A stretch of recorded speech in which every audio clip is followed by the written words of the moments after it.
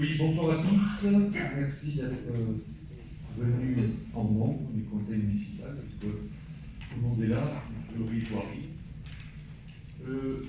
D'abord, je voudrais savoir s'il y a quelques élus qui n'ont pas accusé réception de l'envoi de la convocation. Donc, voir s'ils ont bien eu. Alors, Marc Chaubert, tu as reçu la convocation par mail? Oui, parce qu'il n'y a pas de. Il n'y a pas la donnée depuis la réception. Oui. Stéphane Ampry, il a reçu? Oui. Pensez donc à accusé réception. Serge Albertini, pas toujours le souci. Simon Bossarieux, Isabelle Seine, Sabine Lévy. Merci. Donc, vous avez dans votre dossier, qu'on vous a mis sur la table, il y a des modifications que vous voyez en rouge, hein, par rapport à la note de synthèse que vous avez reçue. Donc le rapport numéro 1 de l'approbation des procès-verbaux des 10 et 17 juillet. Sur le procès-verbal du 10, est-ce qu'il y a des remarques, des questions? Non. Qui est contre? Qui s'abstient? Merci. Sur le conseil municipal, le procès-verbal du 17 juillet.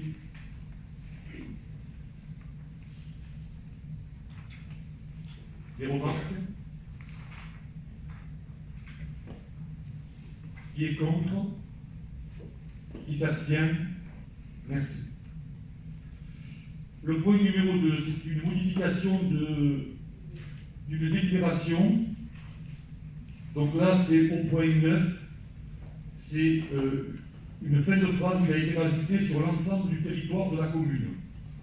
Donc, alinéa 15. Donc vous l'avez en page 2 de la note de synthèse. Et juste la modification qu'il y a à apporter. Puisqu'on est allé voter au dernier conseil de délégation. Des questions? Qui est contre? Donc c'est contre. Très bien. Ok.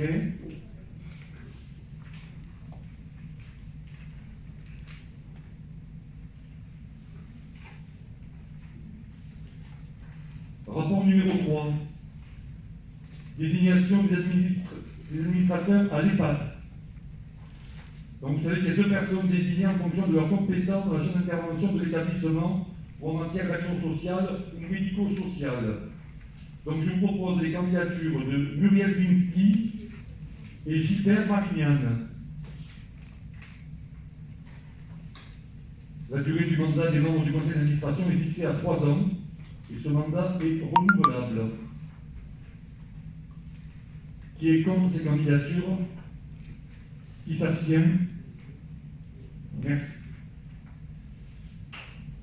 Rapport numéro 4, la composition de la commission des impôts directs. Alors, les modifications, vous les avez, c'est pas sur les noms, c'est les noms que j'avais proposés au début. C'est l'ordre qui change, en sachant que c'est un tirage au sort qui est effectué par les impôts. Hein. Mais il y avait des gens plus ou moins disponibles.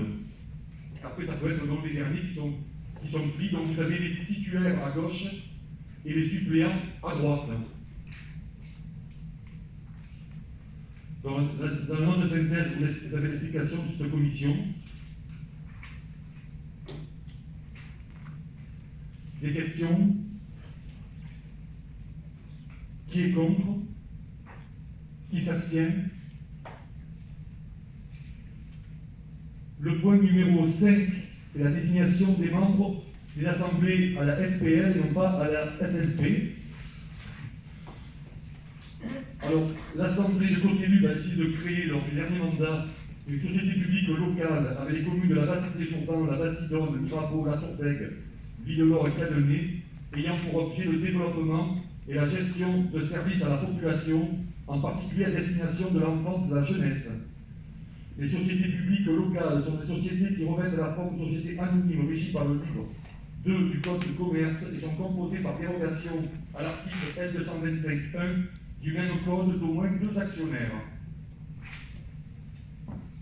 Les sociétés publiques locales instituées par la loi numéro 2010-559 du 28 mai 2010 sont des sociétés anonymes dont le capital est détenu en totalité par des collectivités locales ou leurs groupements. Elles constituent des outils juridiques qui permettent aux collectivités territoriales et à leurs groupements de contracter directement, sans publicité ni mise en concurrence, sous réserve que ces sociétés soient bien en situation de prestataire. Donc, le capital de 500 000 euros dont l'actionnariat se répartit en 5 actions de 100 euros chacune, Cotéluc étant l'actionnaire majoritaire. Toutes les communes actionnaires font l'acquisition d'une action. Cette société dénommée SPL Durance Pays d'Aigle est administrée par un conseil d'administration composé de 11 élus, issus de l'Assemblée délibérante des actionnaires, 10 sièges pour Cotéluc et 1 siège pour l'ensemble des actionnaires minoritaires via l'Assemblée spéciale. Donc, je fais partie de ce conseil d'administration au titre des représentants de Cotéluc. L'Assemblée spéciale permet aux actionnaires qui ont une participation au capital trop réduite, ne leur permettant pas de bénéficier d'une représentation directe au conseil d'administration, de se regrouper en Assemblée spéciale pour désigner un mandataire unique, commun et unique à l'Assemblée spéciale.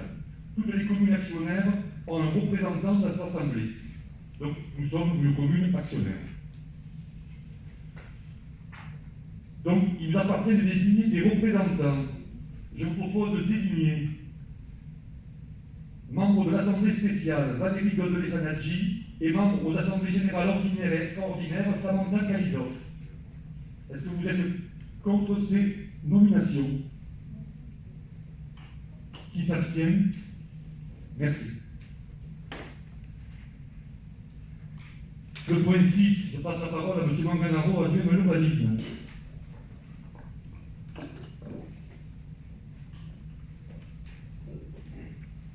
Bonsoir tout le monde.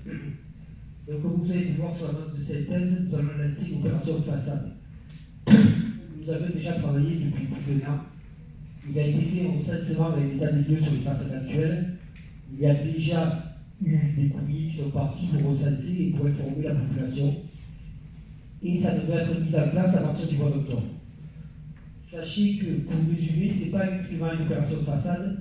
Le bureau d'études va aider aussi les Calésiens à améliorer leur habitat, les renvoyer vers des subventions d'État pour pouvoir isoler leur maison et améliorer leur habitat, même s'ils ne font pas partie du périmètre. Alors si on vous dit ouais, mais moi je ne fais pas partie, c'est pas vrai, ils peuvent venir. Il y aura des permanences qui seront faites en mairie une fois par mois, il faudra venir, s'inscrire et on pourra les aider.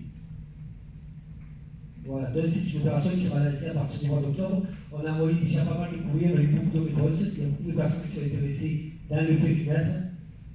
Et donc voilà, si vous avez des questions à ce sujet. Oui. Donc du coup, tu dis qu'il y a pas mal de monde qui ont répondu. Donc nous, on avait plusieurs questions. On se demandait comment vous allez faire l'attribution. Alors en fait, ça va être le premier arrivé pour les services. D'accord. Voilà.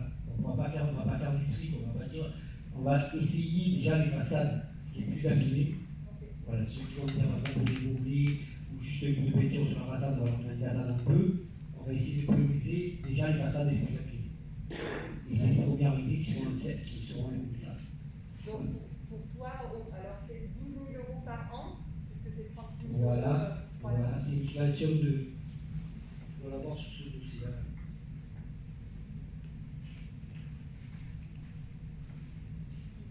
Alors, façade à refaire globalement, ça, je ne sais pas si vous avez vu la synthèse. C'est 40% de 10 000 € de TTC, soit une subvention de 4 000 €, maximum de 4 000 €. D'accord. Voilà. Donc, on avait une autre question, c'était justement, est-ce que si cette enveloppe n'est pas utilisée, disons, la première année ou la deuxième année, est-ce que c'est reporté? Alors, en fait, je ne sais pas si vous avez vu, mais on l'avait fait sur 4 ans. Ce qui signifiait qu'à l'année dernière, déjà, que si elle n'était pas élue, on avait espoir que ça continue. Oui. Donc, si l'enveloppe n'est pas utilisée dans le périmètre sera évidemment élargi. Voilà. Il n'y a pas de souci, mais elle sera utilisée. Parti comme c'est parti, je pense qu'elle va être utilisée. Oui. l'espère, et je crois que c'est mes dates.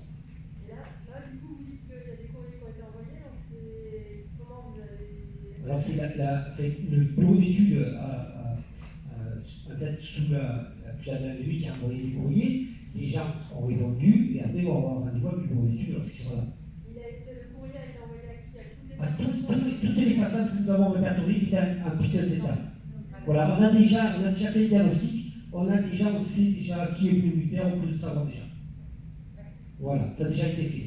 Il y a déjà eu le travail, c'est pour ça que je vous dis que ça fait 1 an et demi que les adultes ont travaillé dessus.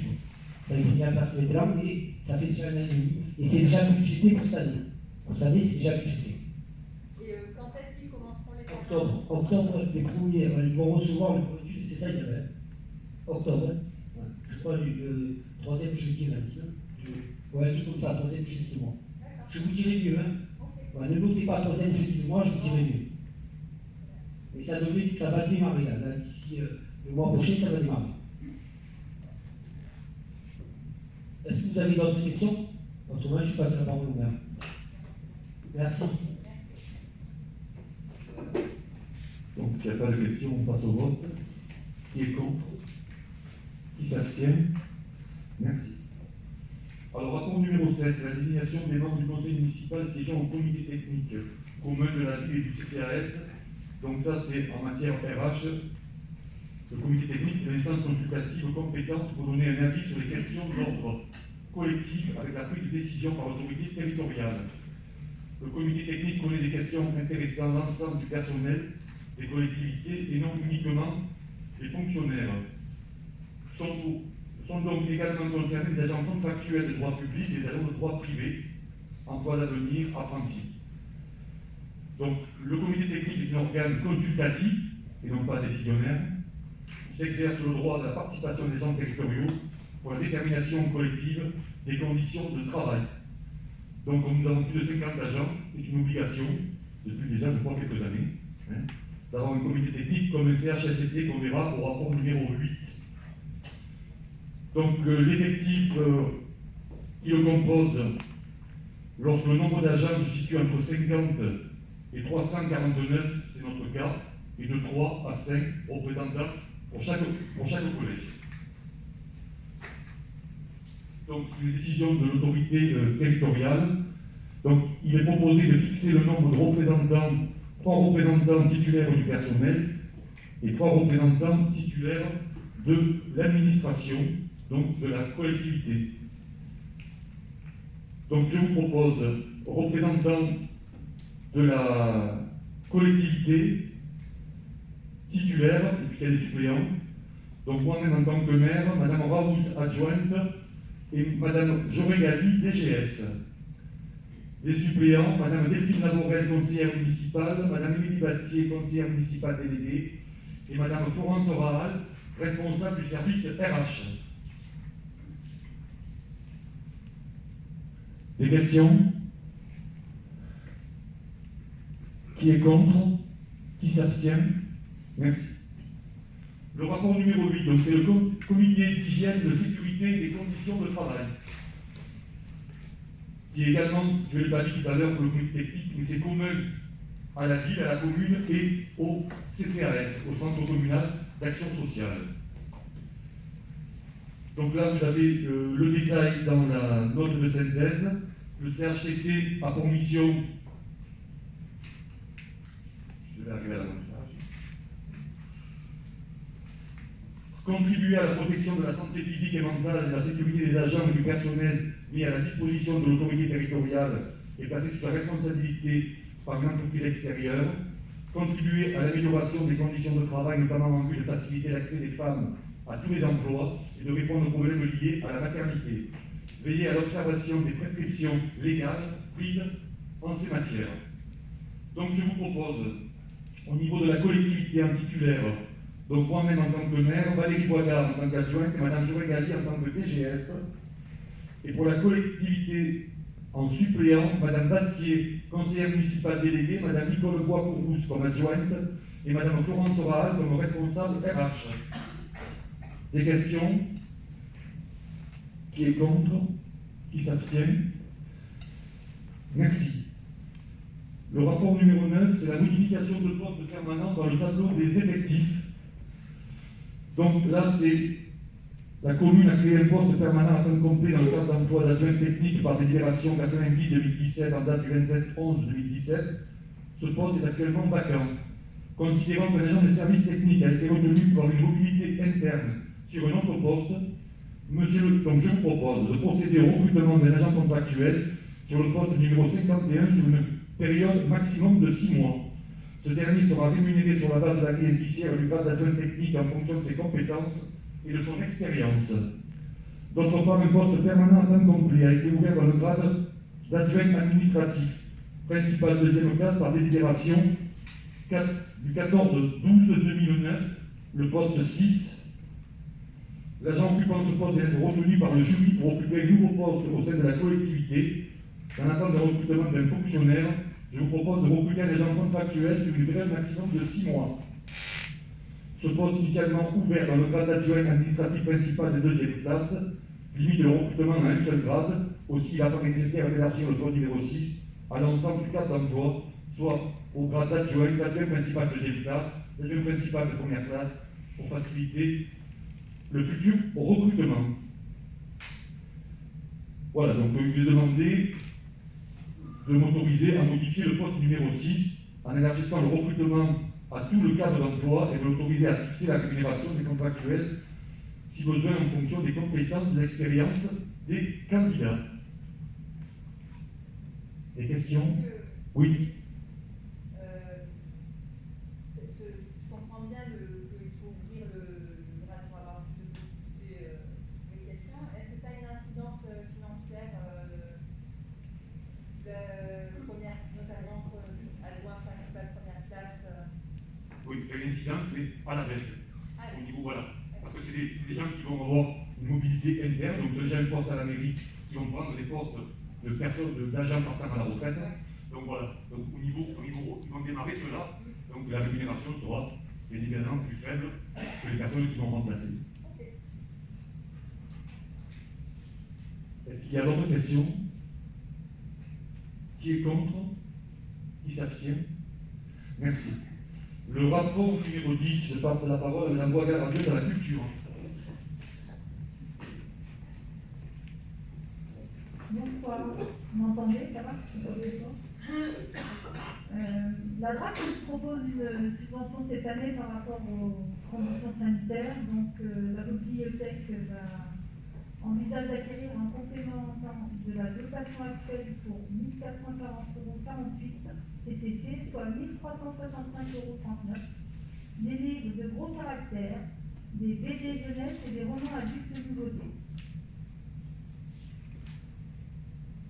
Vous avez des questions? Oui, pardon.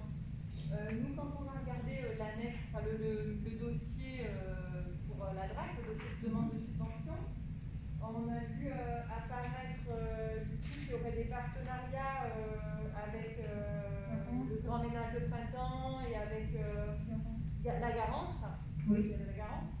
Et moi, en tout cas, alors moi je ne suis pas dans votre commission culture, mais c'est vrai que dans les comptes rendus de commission culture, j'ai bien rien vu apparaître à ce sujet. Du coup, je voulais savoir si vous pouvez nous en parler un peu davantage. Alors, je pense qu'on va le faire dans les questions diverses, parce que là, c'est pas voilà. Si vous voulez, après, pour les questions diverses au niveau de la culture, parce que c'est pas au niveau de la DRAC, ça n'a rien à voir, quoi. Ça apparaissait dans le dossier de demande de subvention à la DRAC. Non, répond parce que dans les questions diverses, il n'y a pas de questions sur la... Voilà, je vous réponds. Les subventions qu'on va demander à la DRAC, c'est par rapport à... C'est par rapport à... Non, mais dans le dossier de demande de subvention dans la DRAC, il parle du fait qu'il y a des partenariats qui vont être créés avec, vous parlez avec la Garance et avec le Grand Ménage. La Garance, c'est une convention qui est déjà existante depuis des années. D'accord. Voilà. C'est donc, ça qui... où on a avec eux une convention pour 2 pièces de théâtre. D'accord. On choisit tous les ans, c'est le 10 octobre cette année. Donc, n'est invité que l'adjointe et le responsable de service. Ok. Voilà. Donc, le choix n'est pas fait, c'est le 10 octobre. C'est une convention qui existe depuis des années. D'accord. Voilà. Et par rapport au Grand Ménage de Printemps, il va y avoir aussi un partenariat. Alors, le partenariat il existe déjà. La seule chose, c'est qu'il faut savoir le montant de la subvention qu'on va leur donner. J'ai eu une réunion la semaine dernière et ça doit être discuté discuter en réunion généralement déjà, et en commission après pour élaborer de partenariats qu'on doit y faire. D'accord. Voilà. Merci. Ça va? Oui, Bien oui. répondu. Alors, je vais redonner la parole à monsieur le maire. Pas d'autres questions? Qui est contre? Qui s'abstient? Merci. Le rapport numéro 11, décision modificative. Alors ça, c'est une décision budgétaire. Alors, d'augmentation, oui, de crédit pour finir l'année 2020 au niveau budgétaire. Donc du 73 là, au 0,42, c'est des écritures comptables, hein, où vous voyez l'équilibre entre les dépenses et les recettes. Ensuite, vous avez l'aménagement site du château, vous avez une subvention de la DETR, c'est-à-dire de l'État, de 31 732 €. Et vous avez en dépense la même somme, c'est-à-dire les études pour cette mise en sécurité. Vous avez également l'aménagement urbain, donc ça c'est le coût des bornes, donc en plus il faudra rajouter 3 000 € donc en dépenses. Et l'acquisition de matériel ST, c'est-à-dire des services techniques, il faudra rajouter également illumination de Noël et matériel d'hiver. C'est 1 500 € en matériel d'hiver et c'est 7 500 € en illumination de Noël. Les bornes, c'est quel type de bornes?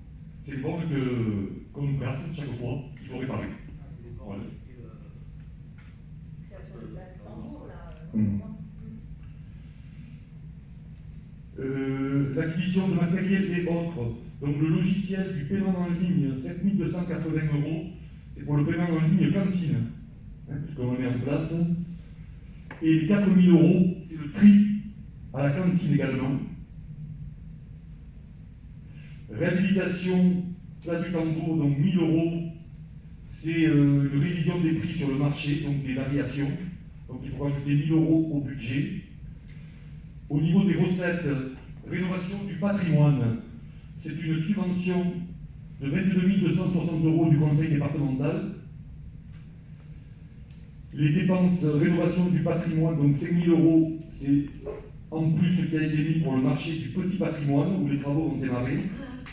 Vous avez l'acquisition d'un local à la Glaneuse, c'est le local du Camp du Renouveau.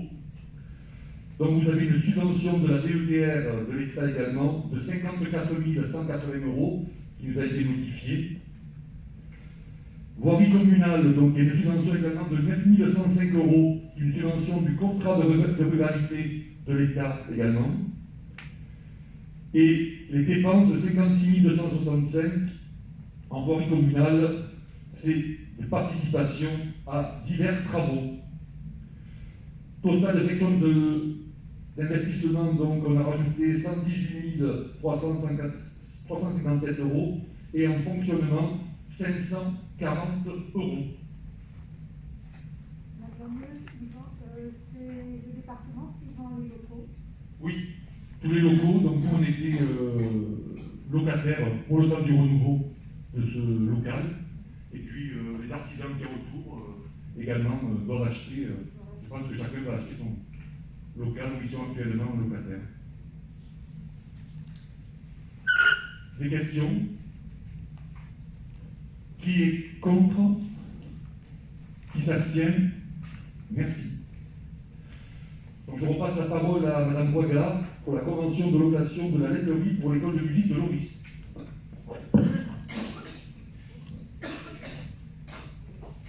Nous avions une convention signée avec l'école de Loris avec la salle Jacquem depuis plusieurs années. Cependant, vu les conditions sanitaires actuelles, la salle Jacquem sert pour le stockage des livres pendant 48 heures et la bibliothèque commence à être petite. Donc nous avons décidé de déplacer le piano dans la petite salle de la laiterie. Et du coup, nous signons une nouvelle convention avec l'école pour ces cours. Vous avez des questions? Est-ce que la salle de la laiterie est bien aménagée au niveau toilette, aération, pour faire du cours? Alors, après avoir essayé, ils sont ravis de la salle au niveau du son. Et les toilettes, ils sont juste à côté, donc il n'y a aucun souci. Parce que justement, dans la convention, il y avait marqué qu'il n'y avait pas l'accès aux toilettes. Non, il y a l'accès aux toilettes, ils ont toutes les clés. Ce qui est logique avec des enfants. Déjà, pas du tout enfants, mais c'est logique. Non, ils ont les clés. Voilà.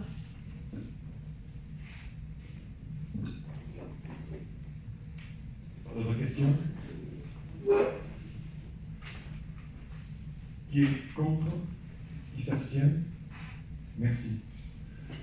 Donc, le point 13, convention fruits mobiles. Alors, cette question va être ajournée pour les raisons que va vous évoquer M. Manganaro.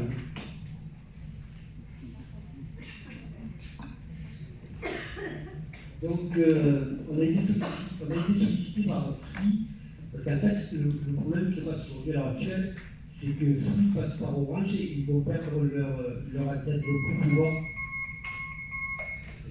ils vont plus pouvoir passer par Orange. Donc, on a été sollicité par Free pour mettre notre antenne à Cadenet. On a débattu en réunion urbanisme, donc ça a été dans l'ensemble, ça a été bien accepté. Mais par contre, on n'a pas voulu le mettre ce soir, je vais vous dire pourquoi. Parce qu'en fait, on a voulu informer la population avant. On ne voulait pas le voter de suite. On voulait informer la population et on le votera la prochaine fois. Voilà. C'est le respect des délais normaux. Oui. Voilà. En fait. Non, on aurait pu le voter là ce soir. On aurait pu le passer et le voter ce soir. On a décidé de faire notre droit et de le laisser, de informer la population. Voilà. Moi, du coup, j'ai des questions quand même par rapport à l'implantation. Je ne sais pas si. Est-ce que si on peut poser des questions quand même sur par rapport à... Alors, la question est ajournée, mais vas-y, pose ta question. Sur la parcelle, c'est dans le PLU, c'est une parcelle NF3. Donc, si je ne me trompe pas, c'est pas constructible normalement, ça veut dire qu'il y aura un changement dans le PLU. Non, il n'y aura pas de révision de PLU, parce que pour eux, on peut faire des exceptions. D'accord. Il n'y aura pas de révision de PLU. Voilà. Et je profite de vous dire, on a demandé de nous faire savoir un impact. Et donc, on a déjà reçu le résultat pour savoir ce que ça va donner. Pour les autres et tout, on a déjà reçu le résultat, mais c'est trop pris, je ne peux pas vous en parler encore. Ok? Dès que ça sera plus approfondi, on vous en parlera. Donc, cette question est ajournée pour le prochain conseil municipal. Le rapport 14, le changement de nom du collège de Cadenet. Alors, je pensais que c'était simple, mais ce n'est pas si simple que ça. Donc, j'ai proposé à la famille Tamizier, à Jackie et à ses enfants, d'appeler donc le collège Le Luberon, Michel Tamizier. Ça me paraissait symbolique, vu qu'il a été très longtemps principal du collège. Sans oublier, bien sûr, qu'il a été maire pendant 2 mandats et conseiller départemental pendant 3 mandats. Donc, vu que ça appartient au département, et il me faut l'avis également du collège et du conseil municipal. Donc, au prochain conseil d'administration du collège, Stéphane Amphrey fera noter donc, si le conseil d'administration est d'accord pour qu'on appelle ce collège Michel Tamizier. Moi, je vais vous le demander ce soir. Et j'ai un petit souci avec le conseil départemental. Donc, j'ai contacté le président, Maurice Chabert, par intermédiaire également de Suzanne Boucher, qui est conseillère départementale. Alors, je vous dis ce qu'elle écrit. Le président qui m'a donné donc un accord de principe de rebaptiser le collège, un point de droit qui nous oblige à attendre 5 ans après le décès de la personne choisie. C'est une circulaire du 28 janvier 1988 qui prévoit que pour conserver à la notion d'hommage public toute sa valeur, ce caractère d'hommage public ne concerne en principe que les personnalités décédées depuis au moins 5 ans. Cette circulaire est en application de l'article L421-24 du Code de l'éducation nationale portant sur le changement de dénomination de l'établissement. Donc tu vas recevoir un courrier dans ce sens, ce que j'ai reçu, ce courrier. Donc j'ai adressé aujourd'hui, j'ai également contacté Jean-François Lovisolo qui siège avec nous en tant que conseiller communautaire à côté de lui et qui appuiera notre demande auprès du préfet, lui. Donc, Monsieur le Président, j'ai bien reçu votre courrier en date du 18 septembre dernier concernant la demande de dénomination du collège Michel Tamizier. J'ai bien noté vos observations et après renseignement pris, il ressort que Monsieur Tamizier n'était plus élu depuis 2015. Le fascicule 207-20, dirigeant territorial question vie d'une commune précise qu'il n'y a pas de délai. Un arrêt du TA de 2017 mentionne de veiller au principe de neutralité. L'usage est un droit publié et donc opposable au tiers. Pour ces motifs, je vous remercie de bien vouloir revoir votre position et vous réitère ma demande. Voilà. Donc j'attends, elle est partie aujourd'hui, j'attends la réponse et je vais également contacter le préfet, parce que s'il y a quelqu'un qui peut s'y opposer, c'est le préfet. Donc avec Jean-François Lovisolo, je vais contacter le préfet pour qu'on puisse au plus vite faire cette inauguration de ce collège. Oui, Stéphane. Le préfet étant mon supérieur hiérarchique, je ne peux pas soumettre au CA cette question tant que le préfet ne sait pas. Oh, d'accord, tu le feras, oui, dès qu'il a donné son avis. Voilà. D'accord. Donc, est-ce que vous avez des questions? Donc, je vais vous demander donc, de voter ce soir pour que le collège de Luberon s'appelle le collège Michel Camizier. On gardera le Luberon, mais ça sera le collège Michel Camizier, puis il est prévu une inauguration un peu dans le ton que Michel aurait aimé. Qui est contre? Qui s'abstient? J'en profite également, j'ai rajouté à l'ordre du jour le docteur Raymond Guet à 100 ans le 11 décembre. J'ai proposé à la famille d'appeler le rond-point des Lavandes, hein, le rond-point Raymond Guet. Voilà. Donc, je peux attendre le prochain conseil municipal, mais j'aimerais avoir votre accord pour pouvoir faire les démarches. Là, c'est plus facile parce que c'est du secteur communal, donc on n'a pas à faire intervenir sur le conseil départemental. En sachant également qu'il a été médecin des pompiers, hein, et que les pompiers participeront également, j'en avais parlé avec Jean-Robert Barthélémy. Il est où ce contrat de la base? C'est le rond-point de la route de Lomarin, voilà, Lomarin et à Loris. Vers où il habite, quoi. Juste une petite remarque, mais sur le principe, ça serait chouette qu'un jour on choisisse un nom féminin aussi d'une cadécienne Ah ben, à l'occasion. s'il y a une qualité qui a 100 ans, c'est bon, pas de souci. Oui, non, pas de souci. Pardon. Oui, on a une petite début d'énerve, ça s'appelle la rue Marie-Magdeleine Signoret. Ouais. Non, non, mais là, il n'y a aucun problème. Oui. Donc, est-ce que sur le principe, même si on fait voter lors du prochain conseil pour que ça soit inscrit donc, en délibération, est-ce que qui est contre sur le principe? Qui s'abstient? Après, je ne comprends pas qu'on puisse voter sur quelque chose qui n'est pas à l'ordre du jour. Donc là, on en parle, ça ne me dérange pas, hein, sur le principe. Je parle de principe, je ne parle pas de délibération. Voilà. Donc ça ne me dérange pas de l'inscrire au projet. C'est pour aller plus vite. Comme j'aimerais le faire le 12, il est né le 11. Hein. Donc si je préfère qu'on le fasse en janvier ou en février, c'est une question de calendrier. C'est pour essayer d'aller plus vite, quoi. J'avais omis de le mettre. Mais quand on parle de Michel Camizier, c'est l'occasion de parler de Raymond Guet. Et là, voilà, la déclaration, si tu veux attendre le prochain conseil, moi ça ne me gêne pas du tout. C'est pour aller plus vite dans les démarches, quoi. Non, mais c'était sur le principe que c'était pas à l'ordre du jour, et là, en fait, ça ne me dérange pas dans ce cadre-là. Par contre, sur la suite, il y a d'autres points qui posent question, justement, et donc, si on accepte un, on va devoir accepter les autres. Donc, sur le principe, on parle de quelque chose qui est intéressant, effectivement, j'ai rien contre le principe de nommer le point bien avant, mais pour qu'il y ait un vote, que ce soit même sur un principe, je suis pas très d'accord avec un vote. Que ce soit pas au procès verbal. Pardon? Que ce soit pas au procès verbal. Oui, j'ai dit le vote de principe, j'ai dit, c'est pas une délibération qu'on vote. Hein. Voilà. Je peux accélérer les procédés.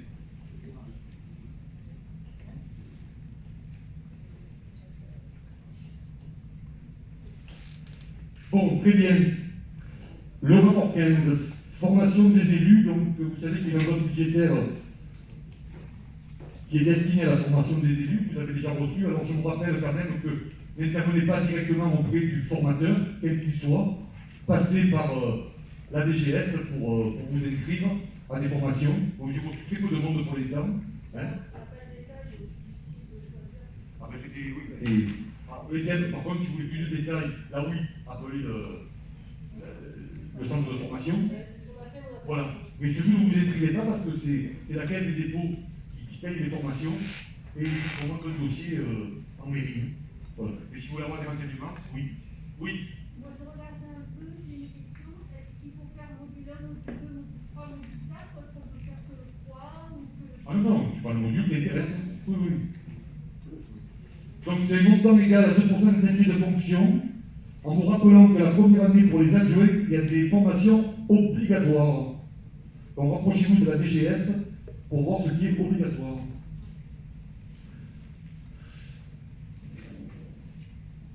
Donc là, il vous est demandé de voter une enveloppe budgétaire annuelle de formation des élus municipaux.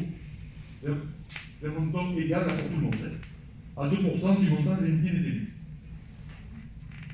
Des questions? Qui est contre? Qui s'abstient? Alors, bon, effectivement, il y a 3 points qui ont été rajoutés en rapport, donc je vais laisser une explication peut-être qu'on va nous faire la DGS concernant ces rapports qui ont été des oublis. Alors, si vous voulez, on pourra peut-être les reporter. Moi, ça ne me gêne pas. Donc, celui dont je voudrais vous parler, c'est la création du poste. En fait, c'est un oubli administratif. On a la responsable RH qui part à la retraite le 1er novembre, le 1er janvier officiellement, le 1er novembre. Et la personne qu'on a recrutée n'est pas rédacteur, elle est adjointe. Elle a eu le concours, on va la nommer rédacteur. Et du coup, pendant le laps de temps, je pensais la mettre en doublon sur le même poste. En fait, elle n'a pas le même grade. Et du coup, honnêtement, c'est moi qui me suis trompée, je n'ai pas fait attention et du coup, je me retrouve. Elle arrive et je n'ai pas de poste pour la mettre dessus en attendant. Ça veut dire que si vous ne l'acceptez pas, je ne peux pas la recruter là. Non. Mais c'est pas, ça ne change rien au sujet, ça ne change rien à l'effectif, ce qui était prévu. Et de toute façon, comme elle aura une double carrière quand on va la nommer rédacteur, on sera obligé d'avoir les deux. Et moi, celui-là, il y aura des ventes. Vous en êtes aperçu quand de cette oubli? Pardon? Vous en êtes aperçu quand de cette oubli? En préparant l'arrêté de la personne. Quand on prend les arrêtés, on cite les postes et les créations de postes, etc. Et c'est en reprenant le poste que... Mais dans le, je veux dire, dans le temps, c'était aujourd'hui. Ah non, c'est oui, la semaine dernière. Là, On ne peut pas avoir dans ce cas-là un petit mail, je ne sais pas comment dire, c'est un point rajouté, je ne sais pas. si vous pouvez. Une modification de l'ordre du jour. Non, non, Là, bon, là, de toute façon, là, c'est plus grand administratif. Hein. Donc, vous pouvez le lire, le rapport 16, je pense qu'il ne fait pas 3 pages, donc c'est assez rapide au niveau de la lecture. Je veux bien reporter le rapport 17 et le 18. Hein. Pour une prochaine fois, si on peut se dire que si on voit entre le temps où l'ordre du jour est envoyé. Envoyer une mail à tous les élus. Voilà, Ouais. on puisse le préparer au moins. Bon, ben, à l'avenir, on fera ça, donc on rajoutera des points, on vous enverra dès que. Donc, on ajourne le rapport 17 et le rapport 18. Hein. Par contre, je mets au vote le rapport 16. Qui est contre? Qui s'abstient? Merci.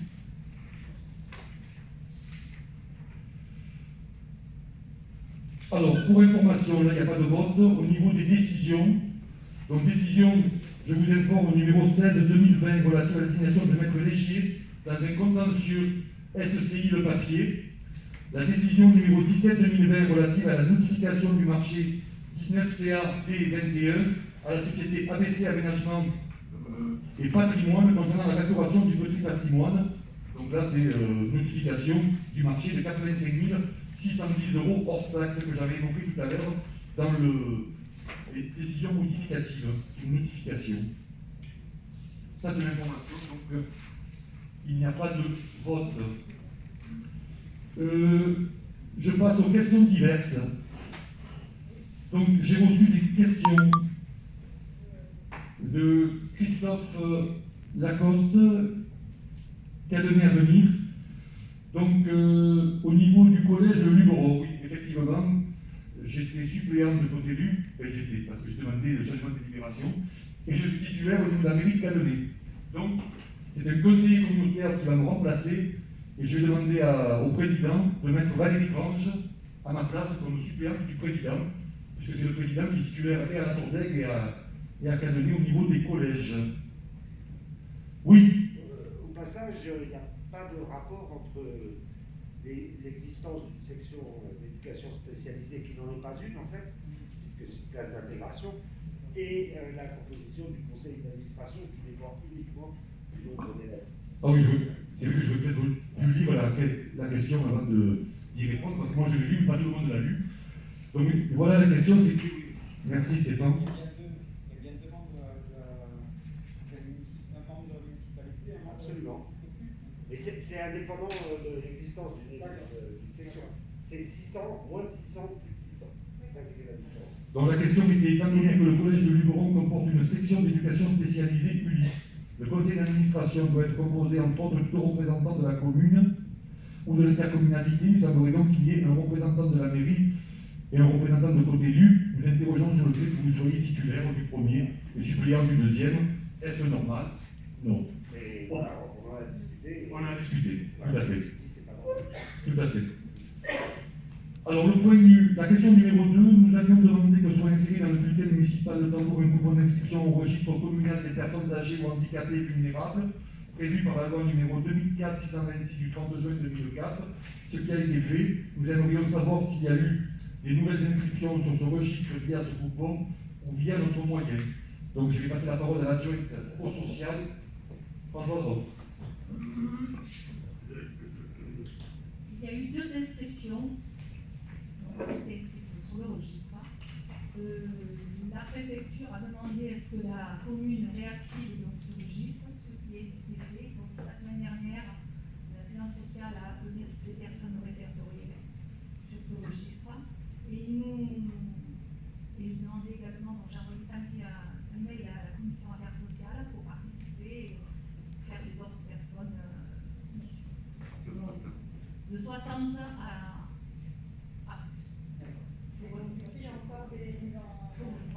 en plus du bulletin municipal, tout le monde a peu prévu, donc on va faire des courriers. Donc un courrier a été fait avec la fiche d'inscription. On va adresser nommément à ces personnes-là. Oui, mais justement dans ton mail, tu demandais de l'être compatible. Oui. Je me demande si demain matin, il y a encore besoin. Oui, il y a besoin. Oui, de 9h à 11h. Là, j'en ai fait une centaine, avec l'aide de Valérie. Voilà. Donc il y a besoin d'une main-d'œuvre. Et du coup, pour faire ces envois aux personnes de plus de 50 ans, vous êtes appuyé sur Non, le bulletin d'inscription qui a été mis dans le bulletin municipal, et on a fait un courrier relatant la demande de la préfecture, de la demande de l'application de ce registre, et voilà, bien du part de téléphoner au CCAS.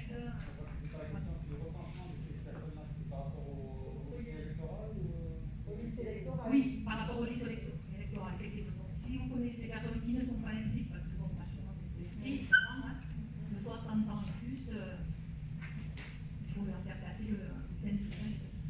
Donc, ce registre aujourd'hui, il comporte combien de noms? Il y en a une vingtaine. Ouais.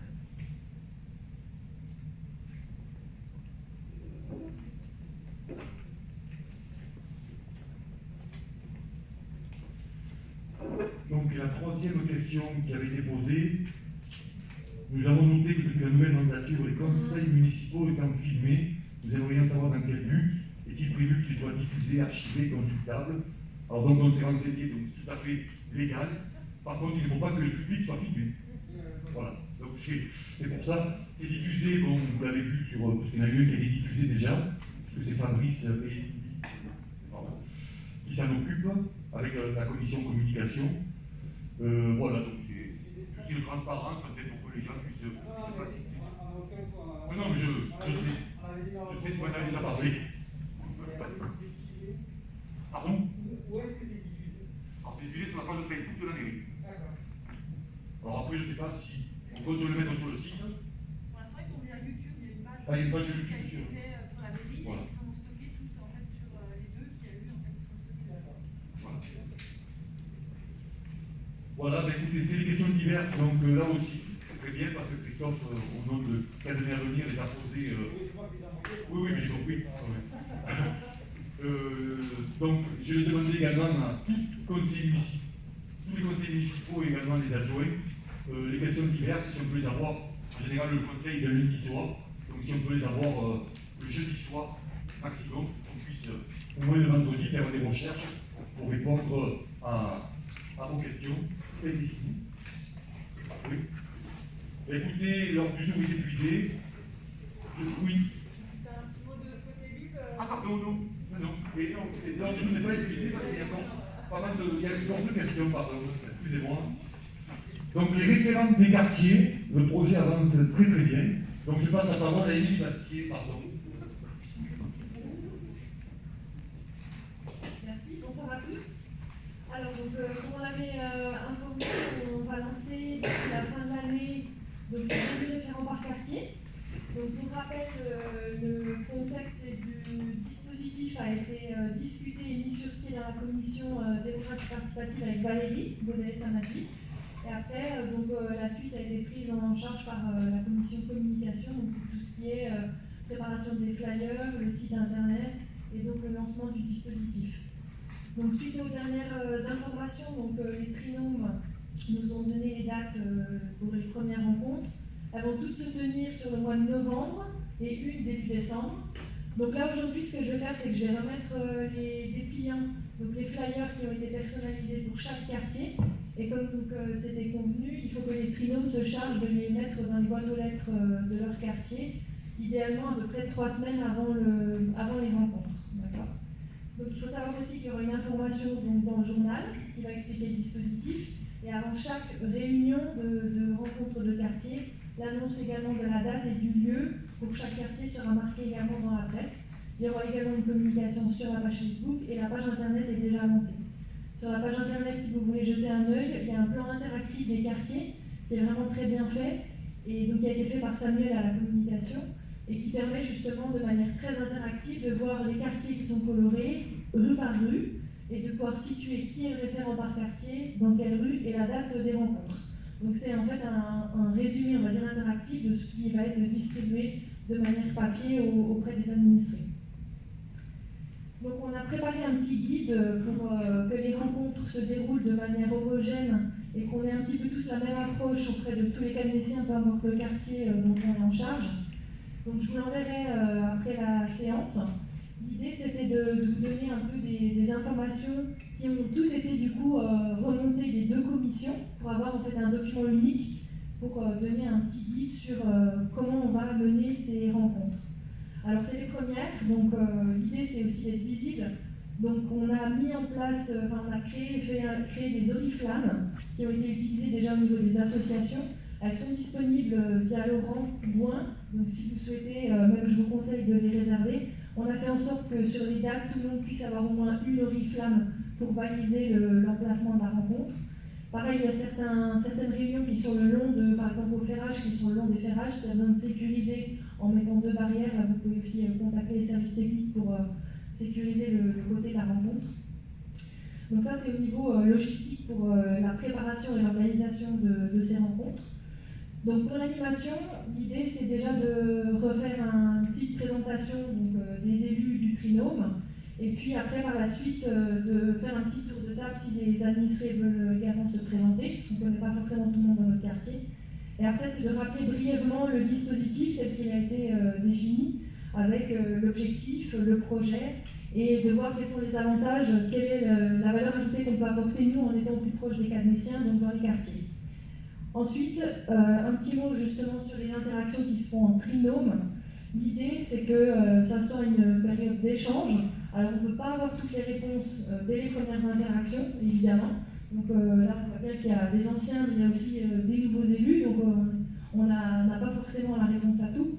Donc, l'idée également, c'est de vous donner un petit tableau qui permet de réorienter certaines demandes directement auprès des Cadnéciens pour toutes les demandes qui sont fonctionnelles et on va dire urgentes ou au jour le jour. Donc il va falloir bien distinguer 2 types de demandes et de besoins ou de problématiques qui vont émerger de ces rendez-vous.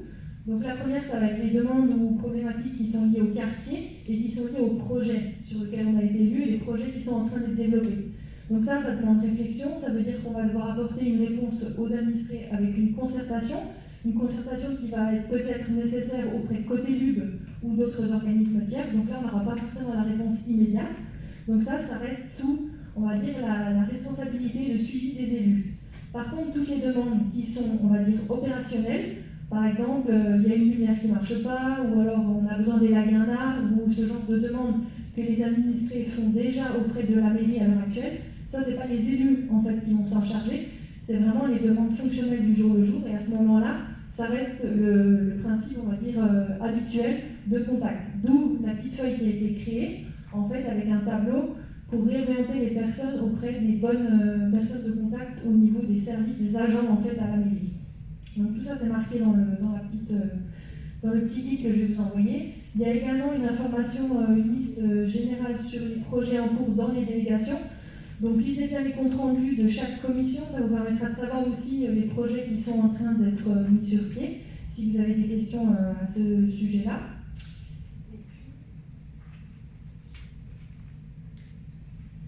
Et puis après, la dernière partie, c'est la plus importante pour nous, c'est le recueil des coordonnées des habitants ressources. Donc comme vous avez vu dans la cellule d'accompagnement, d'écoute et d'accompagnement qui a été créée, l'idée c'est de créer un réseau d'habitants ressources qui vont pouvoir se porter volontaires pour gérer, en fait, être mobilisés en cas de crise.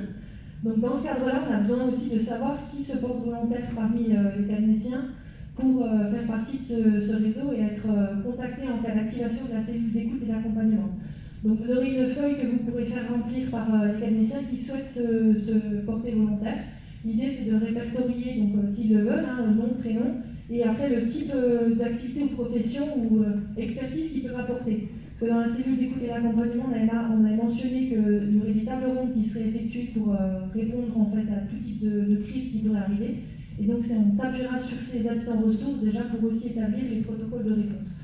Donc là, ça sera vraiment intéressant de demander s'il y a des personnes qui souhaitent participer à cette cellule d'écoute en tant qu'habitants ressources, d'accord, pour vraiment être mobilisés en cas de réponse à une crise.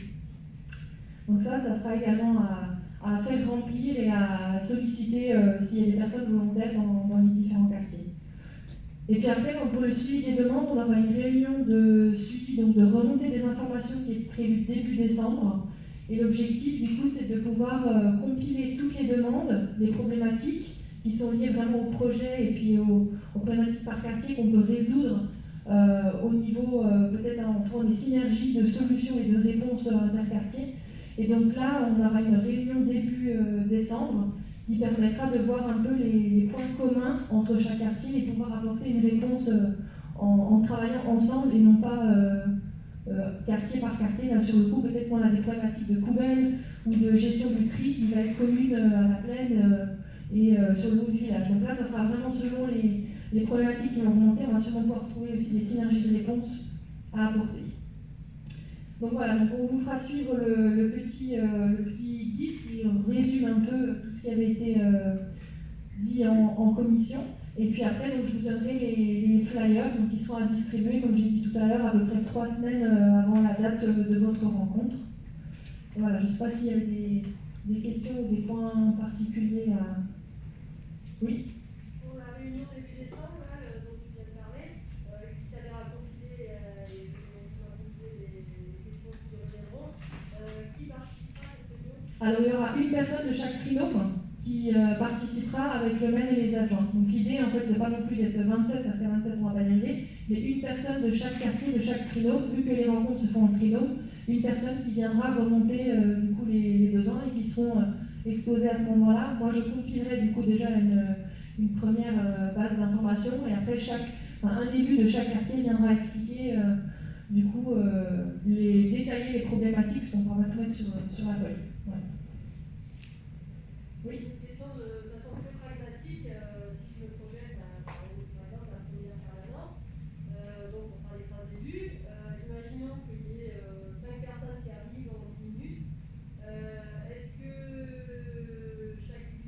comment vous imaginez qu'on gère est-ce que chacun prend un habitant ou est-ce que à chaque fois on répond à 3 Alors là, vu que c'était la première, ce qui avait été défini, c'était plutôt d'être à 3, parce que ça permet aussi de se présenter en tant que trinôme sur le quartier. Et après, on verra comment ça évolue dans les prochaines rencontres, mais ça permet aussi à chaque trinôme, enfin aux 3 élus du trinôme, de savoir les problématiques, les questions et quoi répondre. Et après, on est toujours plus complet en répondant à 3 qu'en répondant tout seul. Donc l'idée, c'est un trinôme qui est dans le quartier, mais ce n'est pas un élu. Donc là, l'idée, c'était aussi, quand on a créé les trinômes, d'avoir une personne résidente dans le quartier, et après une autre, pas forcément. Donc on ait justement cette complémentarité. Ah bah, ici, ça se fait comme ça, mais moi, dans mon quartier, on fait différemment. Donc c'est pour ça que le conseil principal, c'est de rester en trinôme pour avoir aussi apprendre des questions et puis compléter le cas échéant. Et s'il y a plusieurs habitants en même temps, on les fait attendre. Bon, après, c'est une première rencontre. Si on a foule, tant mieux, ça veut dire qu'on a bien communiqué et qu'on attire pas mal de questions. Mais voilà, je pense que ça sera aussi à chaque trinôme de voir comment ça se passe. Les gens, on ne va pas non plus en avoir pour 30 minutes à chaque question. La permanence, elle dure 2 heures. Peut-être qu'on aura beaucoup de monde au début, peut-être qu'il y aura un creux. Après, voilà, ça sera aussi à adapter. Et je pense que les gens vont être aussi contents d'écouter aussi les questions que leurs voisins potentiellement peuvent poser et ils peuvent aussi apprendre de la réponse qui est amenée par le trinôme. Et de là, ça peut rebondir aussi à une autre question ou ça peut peut-être déjà répondre à leurs questions. Donc voilà.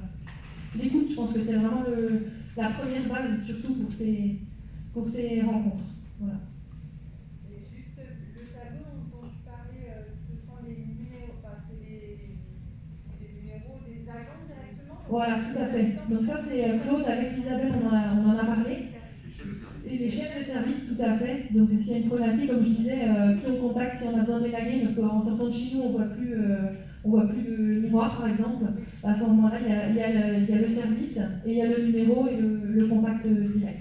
Parce que ça, toutes les questions qui sont opérationnelles, ça c'est pas politique, ça n'a pas besoin de passer par les élus directement. Nous, par contre, après on prend note parce que ça nous permet aussi de voir le type de demande qu'on a et puis de mesurer un peu après si c'est beaucoup de demandes opérationnelles ou c'est aussi sur du projet et du long terme et de la réflexion sur des problématiques un peu plus conséquentes. D'autres questions?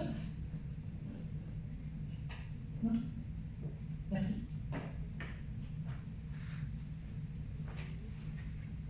Très bien. Donc, deuxième information, comme le disait Samantha tout à l'heure, on va parler de côté élu. Quand chaque conseil fallait souhaiter est-ce qu'il y a un point sur l'intercommunalité. Alors, en sachant que nous sommes 6 élus à siéger à côté élu, donc avec moi, il y a Samantha, il y a Valérie, Marc, Joubert, Marc, Duval et Émilie. Nous sommes donc les représentants de Calonné au conseil communautaire.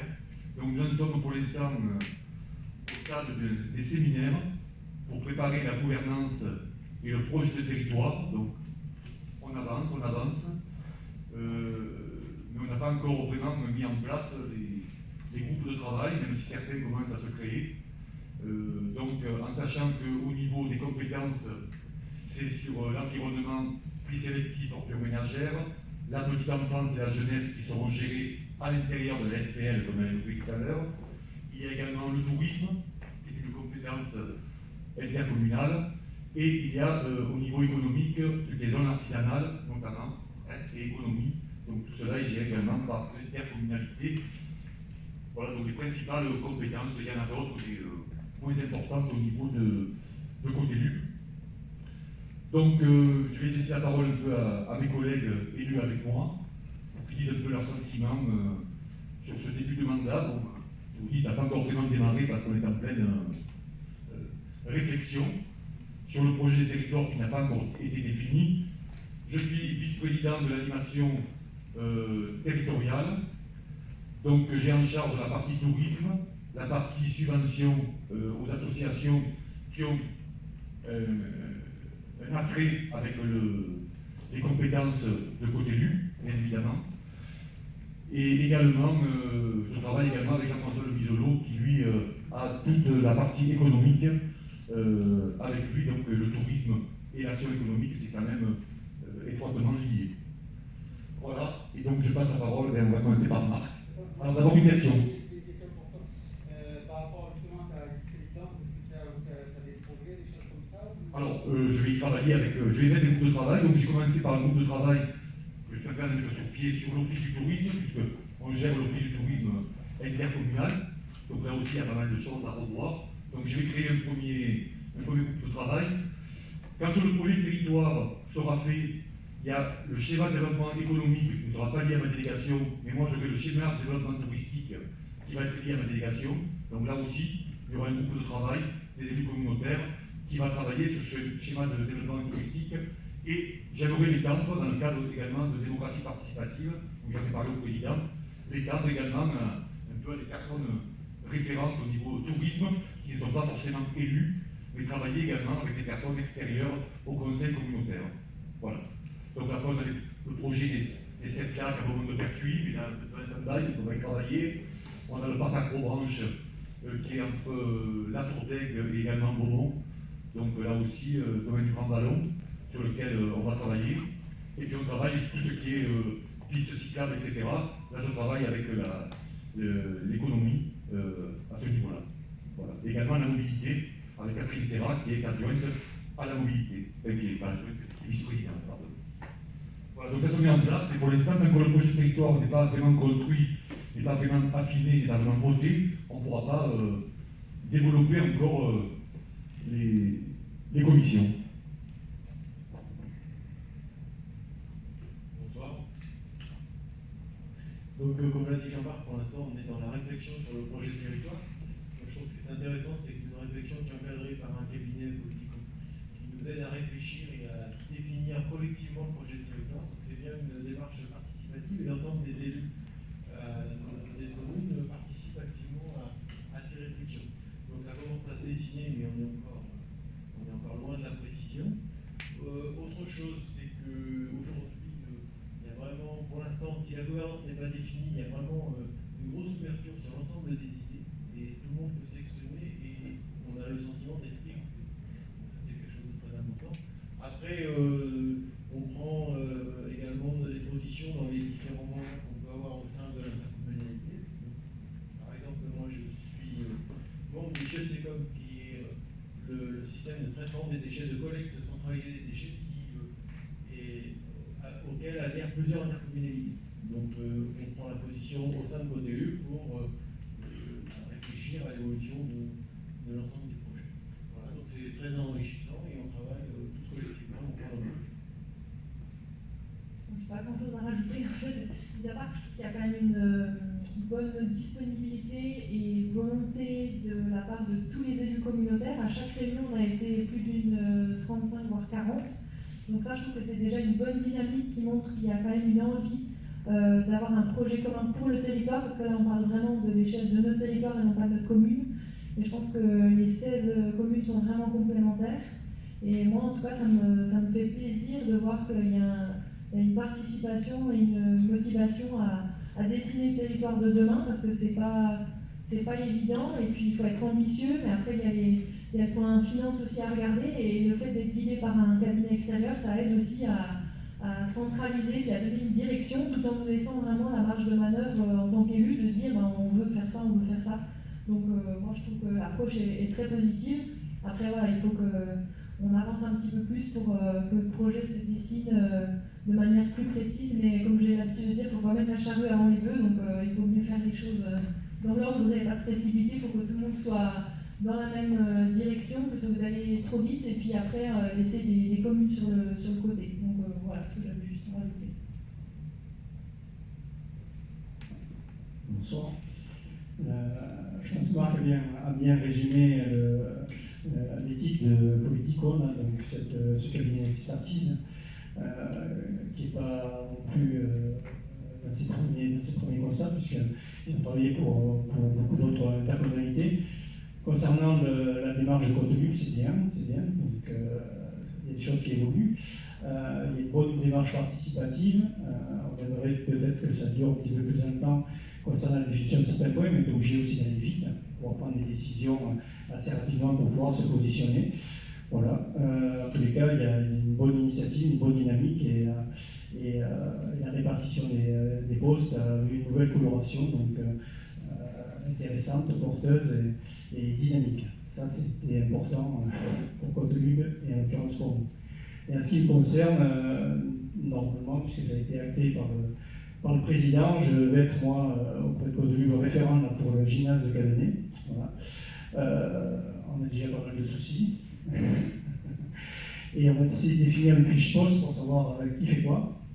Voilà. Et bien sûr, essayer aussi d'avoir pour les associations une permanence sur le week-end pour ceux et celles qui voudraient organiser des manifestations. Bon, je vais mettre le numéro de téléphone de Pierre, parce que, pour tout ce qui est travaux et autres, je sais qu'il est disponible, donc c'est bon, on va très bien. Ouais.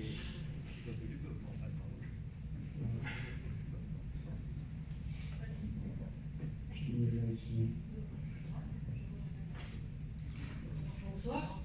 Tout a été dit, en fait. Donc là, c'est une nouvelle équipe qui s'est mise en place, donc avec une nouvelle façon de travailler. Moi, j'ai connu l'ancienne équipe, du coup, c'est un peu déstabilisant, mais au final, moi, je pense que c'est totalement bénéfique, parce que c'est participatif et tout le monde peut s'exprimer, tout le monde va trouver sa place au final. Ok, bon, merci. J'ai rien de plus à rajouter. Effectivement, c'est très intéressant de travailler avec Politicom pour la création de ce projet de territoire. Je suis très contente de pouvoir y participer et je veux juste rajouter que moi, je suis suppléante pour représenter Côte-de-Lugue au SMAVD. Et là aussi, c'est pareil, c'est un organisme que je connaissais de nom, évidemment, mais c'est très intéressant, ça vous donne plein de perspectives et voilà. Quand vous aurez des choses à vous rapporter, n'hésitez pas à le faire. Voilà. Très bien. Et moi, je peux témoigner donc les élus communautaires participent à tous les séminaires, ils sont très présents pour les représentants de Cadenet. C'est très bien, je crois, pour le village. La difficulté qu'on a, c'est d'avoir vraiment l'esprit communautaire quand on est là-bas et de ne pas toujours penser en fonction de Cadenet. Mais enfin, bon, avec un peu de temps, on devrait y arriver. Voilà, je crois que cette fois, j'arrive à la fin de cet ordre du jour. Je vous remercie de votre présence et je vous dis bonne fin de soirée. Merci. Ah oui, je voulais juste ajouter qu'il y a le Festival Vivant en ce moment, pardon. Le Festival Vivant qui est coordonné par le maquis, dont il y a le TV Festival qui est dans le cadre du Vivant aussi. Et samedi, il y a le marché paysan qui fête ses 30 ans et il y a une visite de la ferme de Gaëtan, une petite conférence ce soir et la semaine prochaine une conférence de Vilaine Morel à Cadenet. Est-ce qu'on a eu des informations pour être sur le site ou la page Facebook? Oui. Normalement, oui, je pense. Sinon, l'envoyer au service com. Alors, vous pouvez envoyer le lien. Ok, merci.